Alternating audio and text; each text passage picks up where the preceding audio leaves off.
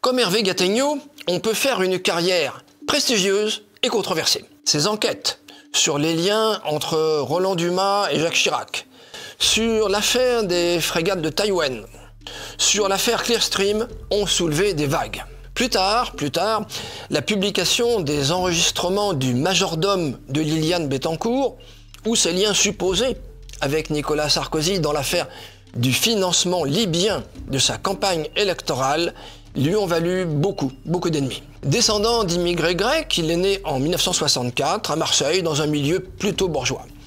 Il est l'époux de Anne-Cécile Sarfati, ancienne rédactrice en chef du magazine Elle. Hervé Gattegno est diplômé de l'école de journalisme de Tours et de l'école de journalisme et de communication de Marseille.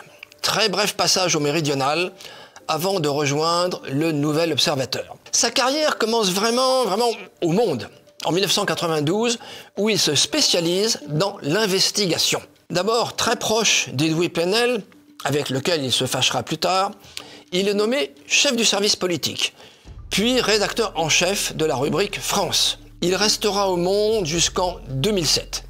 Il passe alors au Point, tout en étant chroniqueur dans la matinale de Jean-Jacques Bourdin sur RMC. Rédacteur chargé des investigations chez Vanity Fair, il est ensuite nommé en 2016 rédacteur en chef du Journal du Dimanche.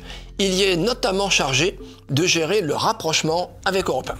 Parallèlement à ses fonctions au JDD, il est nommé directeur de la rédaction de Paris Match en 2019. À l'issue du verdict de l'affaire des écoutes, qui voit Nicolas Sarkozy être condamné à 3 ans d'emprisonnement, dont 2 avec sursis, Hervé Gattegno prend le parti de l'ex-président dans son éditorial de Paris Match, publié le 11 mars 2021. Sa proximité supposée avec l'ancien président lui vaut d'être entendu dans le cadre d'une enquête diligentée pour subornation de témoins.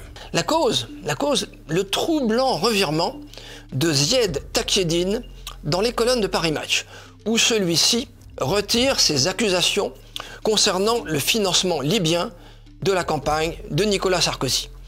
Gattegno est suspecté par les enquêteurs de faire partie d'un complot visant à obtenir la rétractation de Takieddine, ce qu'il nie énergiquement.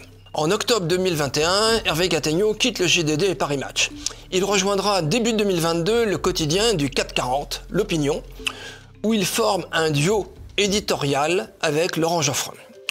Début juillet 2023, son rattachement aux médias de Bernard Arnault s'étend et il devient directeur de la rédaction de Radio Classique appartenant au groupe LVMH. Terminons par une citation sur Edoui Plenel dans un droit de réponse à Mediapart du 25 novembre 2016, je cite « Penser contre soi-même, disait jadis le grand journaliste, entre parenthèses Edoui Plenel, auprès de qui au monde, durant 14 ans, j'ai appris tant de choses sur notre métier et la spécialité d'enquêteur.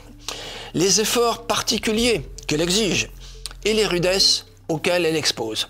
Il s'appelait Edoui Plenel.